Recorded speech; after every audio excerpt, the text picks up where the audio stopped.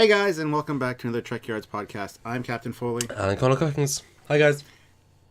and it's been over 200 episodes, Samuel. Yep. In 2 years.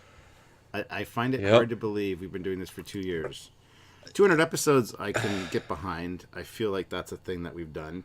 Yes. But 2 years, it seems like maybe a year at the most. Well, at least a year and 2 months. I mean, come on, it's not just a year. Just doesn't seem like long, that's all. It has though, and it's over 2 years now. I mean, it's in December, so it's October's our anniversary, so it's a good 2 years and 2 months now, and it's it's gonna start as soon as it's gonna be your birthday again, and then my birthday, and then it'll be our anniversary. Yeah. Yo. Well, time flies when you're having fun, and we have a lot of fun making this show for you guys. It's not always fun. I mean, there's aspects of it that I, don't enjoy sometimes. I'm not always in the mood to write a script or do research or even film for that matter. But usually when I get on Skype with Samuel, he ends up cheering me up, and we usually do some really fun things. Although there's some episodes I think you can kind of tell I'm not in the best of moods. But they are few and far between, and normally filmed out of sequence, so it's very all over the place. Yeah, but I mean, we wanted to sort of look back at 200, think about sort of what it's been like, how we've changed as a channel, and this is the best of, and then next we'll have maybe the worst of some of the things that maybe didn't go as right. But best of Trekyards 200. I mean, what's your overall vibe now into 200 and where we are as a channel and the shows we do and the quality we do, and what's your overriding feeling looking back? Well, I gotta say, the 200 is just the main episodes. Yeah. We put a lot of extra content out with captain's logs and commanders Q&As and interviews and panels and prop works videos and things Top like that. Tens, Fleet Yards, podcasts. Yeah, they're not included in those 200 episodes. If we totaled them all up, I'm sure we'd be 300, maybe 350. Because we got a lot of content. But what was your question? What was like the summed up feeling now of 2 years? What's the best sort of what are your good vibes about the 2 years, and what are your thoughts overall? Well, just the fact that people know who we are, and we're kind of making a splash in this big pond that's Star Trek. Just today, we recorded a radio interview talking about Discovery. So, I mean, people are coming to us. They know who we are. The fact that we've done two mission North Americas, I guess. One mission America, one mission Canada. Yeah. We've gone to conventions. We've met so many great people, fans of the show, great designers, of course. We've actually visited them, become friends with them, hung out with them. That whole experience really culminated, I think, this last year. And that's something that's fantastic. For only being in this for 2 years, that is what I really take the most out of this show and really enjoy. It's just the fact that we're actually creating something that people are really enjoying, and they're showing that by coming up and talking to us and saying, hey, I love your show, and sending us messages, and they're just fantastic. So that's what I've got out of it. I think looking back, one of the best parts about what we do here is that at the start we wanted to look at the facts, talk about some behind the scenes we could find, our personal thoughts and verses. And it was probably just going to be the major ships. We were hoping maybe one a week, and we'd get through the big ships and whatever. And now here we are, looking at ships from the new movies with the new movie designers, with custom models made for us, light rigs made by me, which means I have to know how to do it. Star Trek Online stuff with, again, the designer, with new pictures and renders done for us by the community there. All the Fleet Yard stuff, all the models from all the shows and all the movies, like, for the most part. I mean, it's all... I'm looking down at all the thumbnails we've made, and they're all original renders. You look at the mission briefings, and when we started that, it was, let's see what we can find, and now it's a case of let's just do new shots and look at it. I think what's great is that we aren't just looking at what exists, we are adding a lot of value added. We are going well beyond. So if you come to Trekyards, you will always see something new that is legitimate, that is the real model, is the real scale, is the real detail, is the real designer, is the real thought process. You know, you're not just recycling memory alpha, you're not just looking at side canon or making hypothesizations. You know, you're looking at legitimate stuff, and that is such an incredible part of the Trek world that we're able to delve into, and that we've got to this point where it's expected, but we keep pushing that further and further, you know, and to from what we originally started out with. Because, you know, episode 100, I don't think we're using any original 3D models. I mean, I'm just zoom back down, but I mean 100, I think that was before we had any. Yeah, I think we had the Titan, and we had the NX Reef was our big first one. Yeah, before that they were all just fan models, and so 200 has been all the real models. Obviously, that's a huge quality increase. Fair to say, you know. It'd be great to suddenly count how many of them are legitimate ones, and it's just, you know, it's just crazy, honestly. Totally agree with all of that. I never even really considered that we were providing all this new Trek information. But you're right. I mean, even our discussions on mission briefings on ships that we've been looking at for years, I still come up with new, because of our discussion points, we come up with new theories and new speculations, and it's so much fun to do that. And like you said, we have the designers on talking about their own designs and adding to basically canon, because they're the ones that designed it. So when we talk to them, ask them questions that they might not have considered, and they get on a roll, especially Rick, we learn a lot of great new stuff about their design and thought process. And yeah, it actually, as you say, it's basically as close to canon as you can get, adding to the lore of these ships. So I think it's great. I'm learning new stuff all the time as well. Not only just in our discussions, but in my research and in talking to these designers. A lot of things that I never even thought of considering before, or a lot of things that I just took for granted that I knew and I really didn't.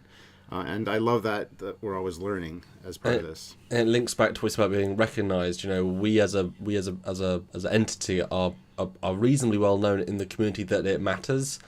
So, you know, I went to the Destination Star Trek convention in Europe, and I was at the Eagle Moss panel. I walked up to Ben Robinson. He was talking to a chap, and before I even got up to him, he said, "Oh, hi, Samuel." I'm like, "Oh, hi," and it was Fabio, who's one of Eagle Moss's primary 3D model makers, you know, from scratch models. I had communicated with him by email. Obviously, didn't know his face, so he was able to say hi. We continued the conversation we had by email like 3 weeks earlier, and obviously then first thing Ben said to me was, "Sorry, not emailing you back." I mean, it's like straight away all these people who, you know, I emailed several people about some 3D models recently, and every single person knew what the show was.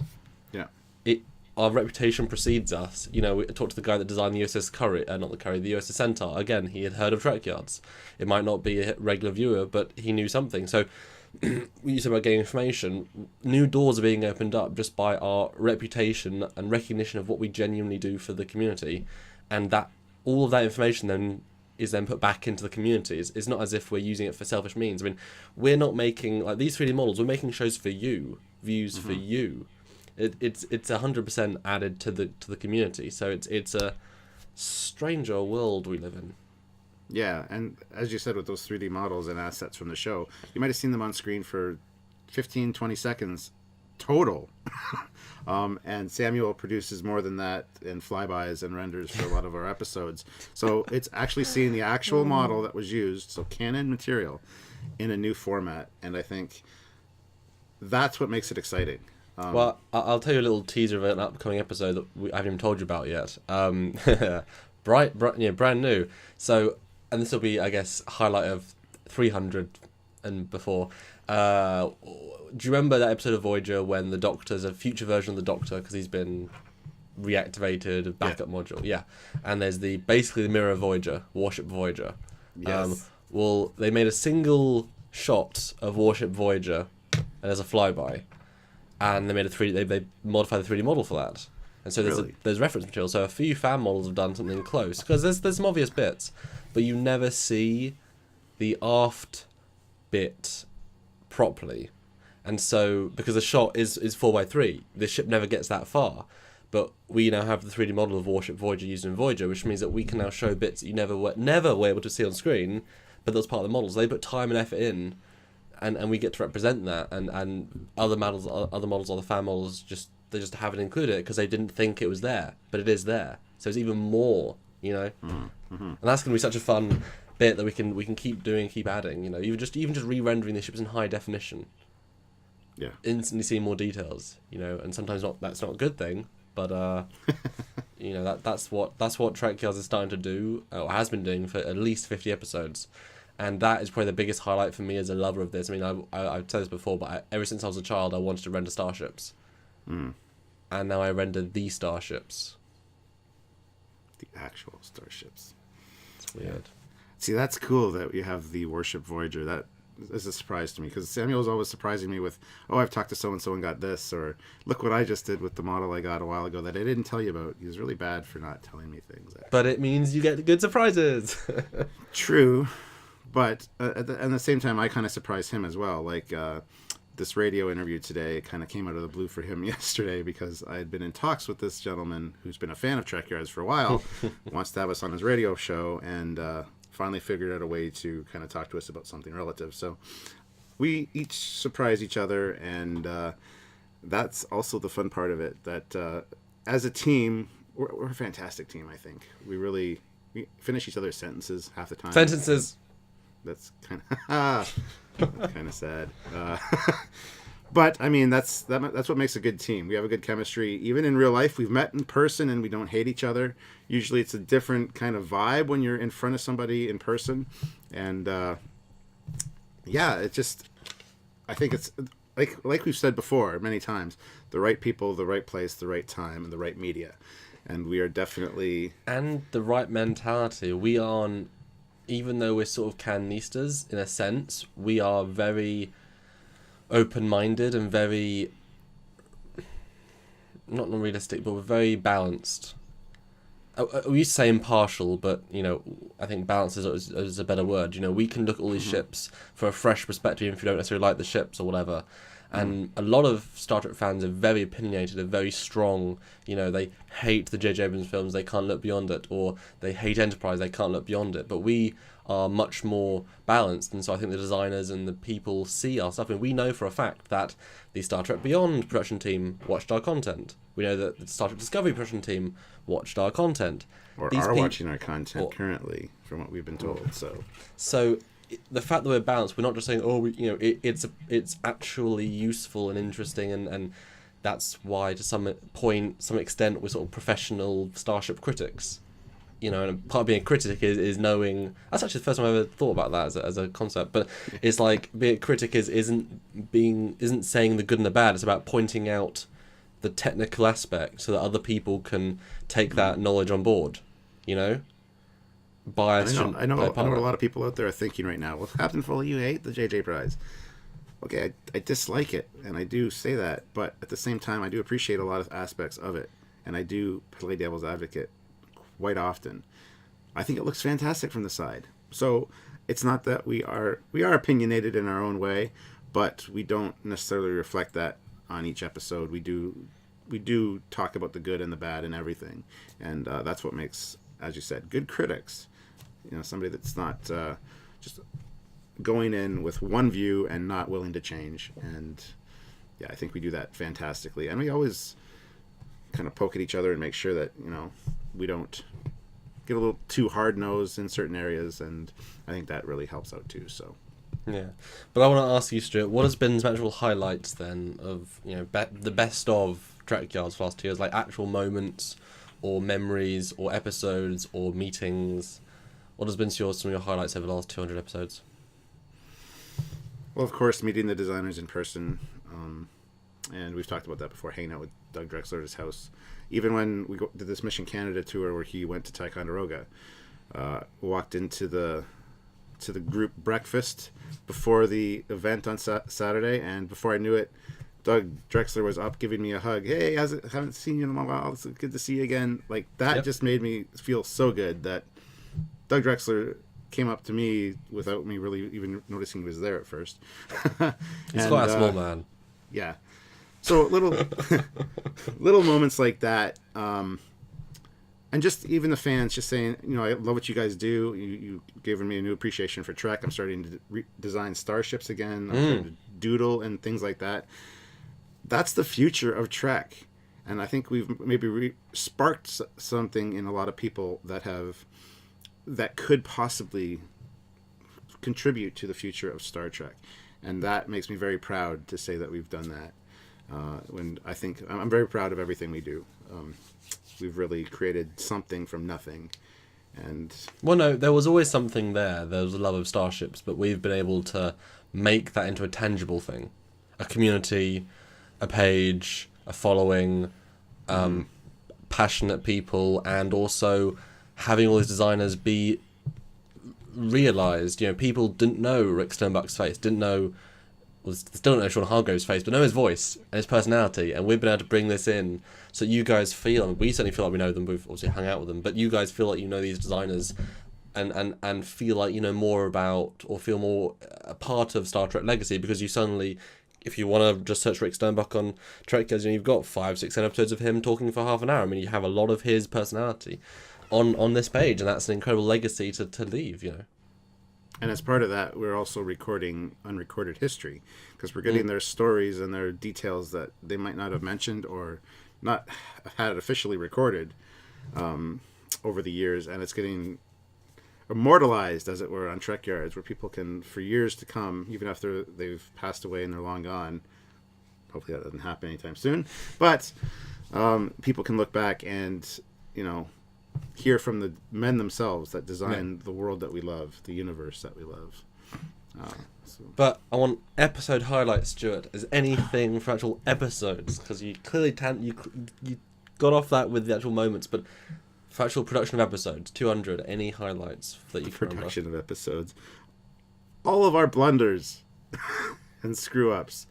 How many times do we have to sift through some of those lines that I write? Some technobabble lines. Yeah. There's some great outtakes, some great jokes that come up as a result. It's just fun. It's fun doing this show, and I don't think we could do it live because we have before at conventions and stuff, and it's actually come out pretty nice. But we're not reading details. We're actually using just our own knowledge base, which is apparently quite a lot, or at least notes. But yeah. Aside from that, I mean, there's just some episodes that I watch and I'm just beaming with pride about, and other ones I'm like, oh, I wasn't in a good mood that day. But a lot of times after we film one, I'll even say to you, oh, I don't think that one went very well. I'll say, shut up. That was great. And then after you edit it and I watch it, I'm going, that's one of my favorite episodes. That actually came off spot on. I've heard that multiple times. Yeah. And a lot of times when I think one went really well and I watch it back, I'm like, uh-oh. But, most of you guys out there probably don't notice those little idiosyncrasies that I notice about our performances, as it were. So. Shall I slice some of my highlights? Absolutely, because I'm running out of steam here. I don't know what I want to say. I mean, I'm just sort of going down the list, but I'll say a couple of really fun episodes I remember doing. The Ambassador class prototype with Andrew Probert. When we filmed it, we thought no one would... We wanted to know, but we didn't think people necessarily care. But I still worked to get that 3D model from Michael Wiley, still did some really fun animations to show it, and it blew up, and it went our equivalent of viral, and it was excellent, because people cared and awesome information, and that was a great, people do care what we say and want to know as much as we want to, The Akira class was fun, because that was the from First Contact. How many times we watched that scene coming firing torpedoes, and it's that is that ship. And to find the little error on the model with the rotating turret at the top, and how it wasn't spaced, and that was on screen like that, and we didn't know it, and now we do. So that was embarrassing by them, not us. We were great.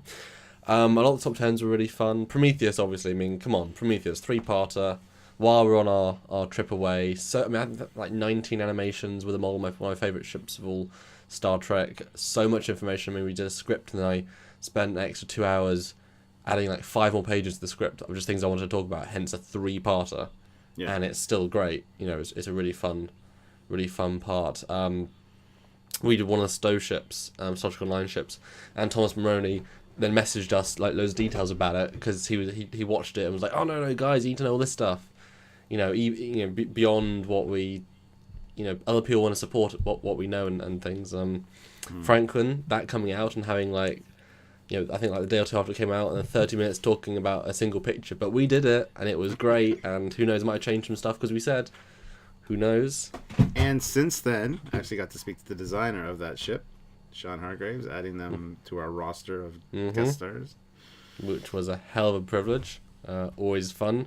Excalibur class, that was a fun one because the designer ended up watching the episode. He kept getting emails about, oh, Excalibur's gone online, and he kept getting emails saying check out our episode. So he then commented on our episode answering all of our questions. I'm like, wow, we're big enough that we happen to have just reignited interest. Well, that brought up, real thing. That made me think of one too. Our talk on Discovery, talking about all the elements of the ship that we saw for how many seconds in that trailer? A minute. And we came up with so many discussion points. And since then, we've done another one talking about whether it's an old ship or a new ship, and just the detail we go into and the things we actually see once we start actually tearing the ship apart. That kind of stuff is really fun, because looking back on that in a few years after Discovery's been out for a while, it'll be interesting to see what we got right, what we got wrong, how stupid we look, how genius we look. I don't know. So, yeah, there's lots of great moments. I love some of yours, too. Thank you. I don't have the whole list of thumbnails in front of me like you do. So. Yeah, I'm just sort of zooming through it. But yeah, I mean, we got the Enterprise A from Beyond. We got a custom model made for the concept. Like these 7 images he made that doesn't make it in the film, and yet we made a 40-minute episode on everything about the concept. With all these great renders. And it looks great in motion. I think I like when we get to sell the ship and make people, get people appreciate it more than they did originally. That's always a great thing, because all these ships have value, have things to add. And so it's really fun that we can, present our information unbiasedly and get the great, Yeah, it's always fun. And there are a few episodes we have filmed but not out yet, not edited together yet, which I'm looking forward to you guys seeing.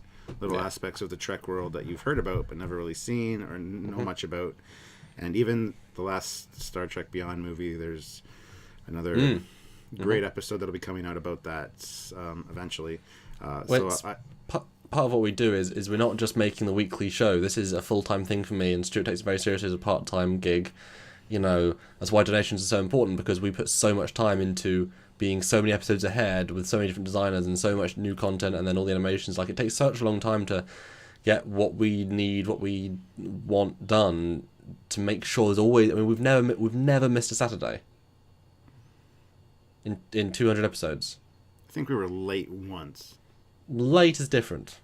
True. Time of the day doesn't matter. It still was in the Saturday time zone. That's fine. And that's a hell of a thing to say.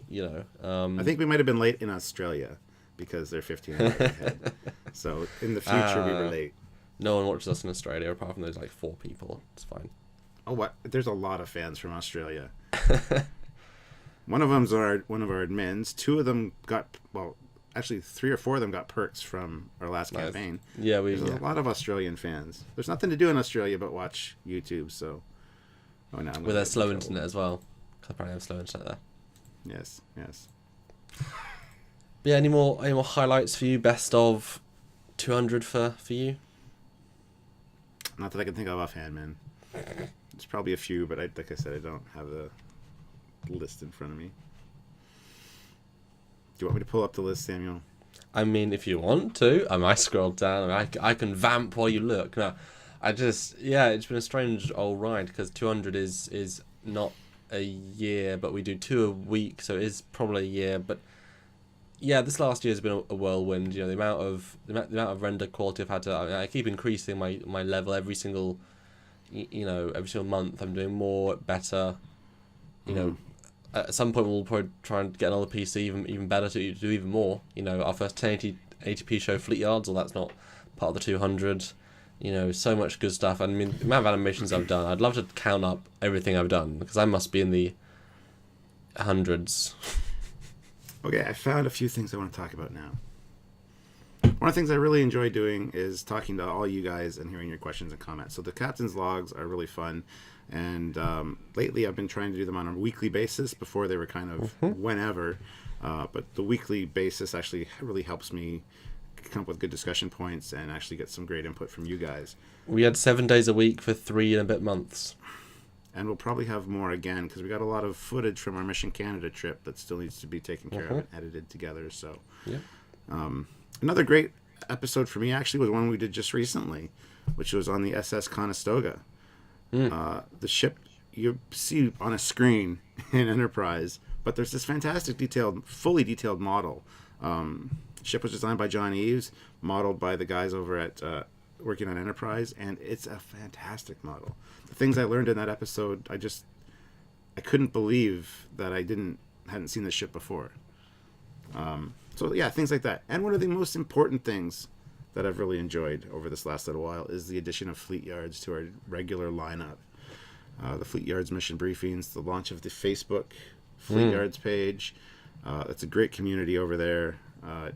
Needs some growth. I mean, if you guys haven't seen Fleet Yards, go to Facebook and join. There's lots of fantastic ship posts from all sci-fi franchises. So little things like that I really enjoyed. Last year. Fleet Yards has certainly been we wanted it for so long, but when we did the first couple, we obviously did it as a big show, the main show, but that was such a tricky thing to do. But I mean, I say it's a smaller show. For me, it's still a lot of work, so I've got to make all the renders and get all the prep work done, so it's still a lot of work for me each show. But it's adding something. It's not just recycling the same pictures or same information. It's a new discussion, which I think people really like. You know, some people just want the facts. Some people just want the personality, but Mission Briefing Fleet Yard style has both. We give facts, we give figures, but we look at it like you've never seen it before. And I really enjoy that, and I like learning about Stuart's, and I like trying to convince Stuart to like, really incredible designs from the sci-fi world he's just never seen before, because he's Canadian. I don't know. Too much maple syrup. I guess I'm kind of a sci-fi snob. I like Star Trek. I like the best sci-fi, and then everything else is just, a copy. But you should still watch Fleet Yards. That's the moral of the story there, Stuart. Yeah, I've got a great appreciation for a lot of new ships, and I want to watch new series because of Fleet Yards. So, yeah, it serves its purpose well, and hopefully you guys have been enjoying that as well. So, it's definitely a highlight. Okay, so one last question then. Looking back at episode 0, 1, 2, 3, 4, 5, 6, 7, 8, 9, 10, what has been the biggest improvements then from 1 all the way up to now 200? Well, besides the amount of original quality renders that we get from you, I would say probably just our interactions. I mean, like I said earlier, we complete each other's sentences. I sometimes have to write a script using your voice, and sometimes when you add a part in that you want in my voice, you try to write it like I would say it, and it usually works really well. I gotta say. So it's kind of scary and eerie that way, but I think just the comfortability level, and even talking with our guests, like the first few guest chats were kind of nerve-wracking, and you can really tell that I was nervous or reading the script or whatever, and now I think there's more natural flow. Well, it's like the first time talking to Doug and stuff, the first couple of times is oh, hi Doug, and now we insult each other as soon as we go on Skype. That's just he says something mean on Skype and I say, "Are you ready?" And as soon as we go on Skype, I say something mean to him. That's just what we do. It's just because I don't know. So the whole dynamic, and obviously they all know that we've worked with them. I mean, even though we don't see them that regularly on Skype, because they obviously notice that we release episodes, and they, a lot of them. I mean, Andrew Probert watches some good episodes, and Rick occasionally watches some. We're always sort of in their world. Knowing, and because we speak to so many, like, it's this big community, and so it's great how we've become friends with them all, and obviously once you join the Trekyards family, you're then part of this amazing community. Sean Hargraves gets to be part of this group alongside his legends. I mean, for Mission Canada, Sean Hargraves did a happy anniversary thing for our 2-year video, which I love making. That's incredible. And I said I was going to go see Andrew Probert, and so I had him record a quick how do you do. And I've got a recording from Andrew that I'm going to send to Sean, and so just by our knowledge of them, and I get to share one designer with another legend, and this, because we're all part of the same family. That's awesome. Wow, I didn't even know that. Yeah. See, he doesn't tell me anything ever. I'm busy on a lot of projects. That's true. Time off? You think I have time? Yeah, no, it's pretty incredible, and yeah, I think same thing. I mean, if you look at episodes, the first few, I still don't know why we started. Like, I think back and it's like, why did we start? Like, what was the real drive for that? I think it was to get to this point. Like, I think we knew what it would do in the cosmic sense. Because why? I don't think I never would have thought we'd ever got. But I mean, like, it's karma, it's fate. I mean. Well, I know. I always wondered what I wanted to do with my life, what I wanted to be when I grew up. I still do, but I think I've kind of figured it out. This is kind of my little niche, and I really enjoy it. And I think the fact that I enjoy it is one of the great things about it. You should be able to enjoy your work. And as much as sometimes I complain and I don't want to do it, I do enjoy the overall result. Well, so that's probably the worst thing about Trekyards is that it is a job. But it's a job we don't really have to do. But we do because we put on ourselves. Like we've got this schedule that does take a lot of work to keep going. I mean, you guys probably don't realize. Wait, some of you that are in production or understand how much time it takes to make things, you realize, oh wow, every single week fully edited content, huh? You know, that's a lot of work. But we do it, and it is a job. But at the same time, we're pushing the boundaries of our Trek knowledge.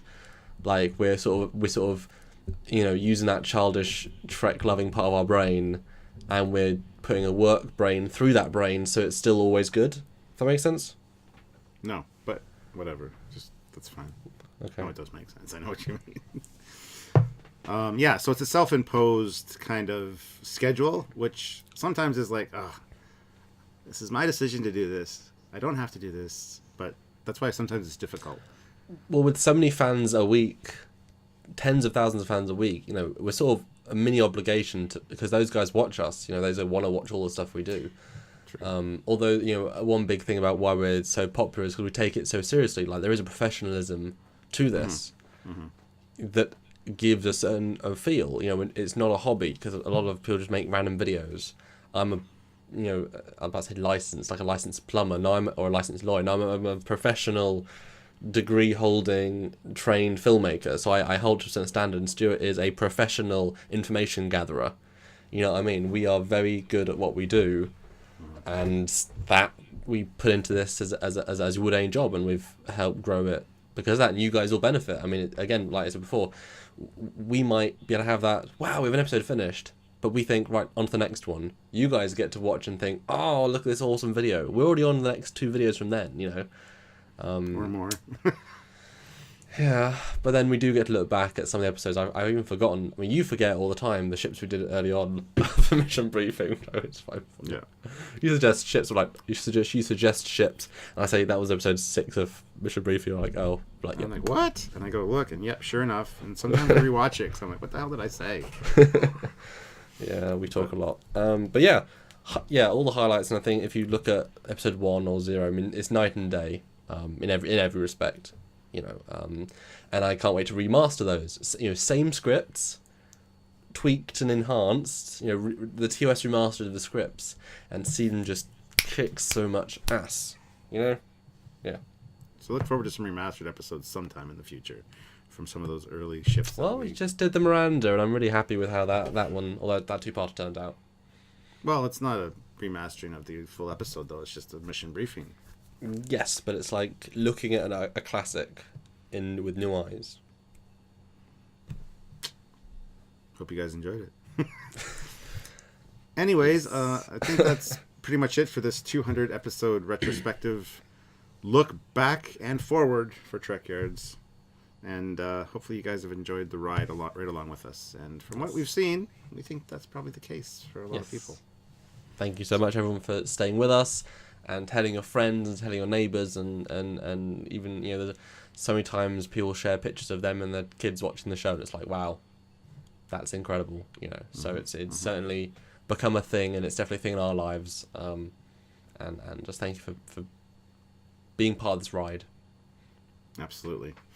All right, guys, please like the video, subscribe to the channel if you haven't already. If you're watching this one, you've probably been subscribed for a while, but yeah. And yeah, visit us on trekyards.com. Support the show if you want to. If you want to get another 200, go over to Trekyards.com, click that donate button and give what you can. Or Patreon, which is our sort of more core system where YouTubers are helped by the fans. If you want to support monthly, like a Netflix, like an Amazon, $5, $10, $20, $1,000, whatever you want, and it goes directly towards the show and production of all this great content on a weekly basis. Absolutely. So until next time, guys, thanks again from us here at Team Trekyards. I'm Captain Foley. And I am Commander Kongs. We'll see you guys next time. Bye, guys.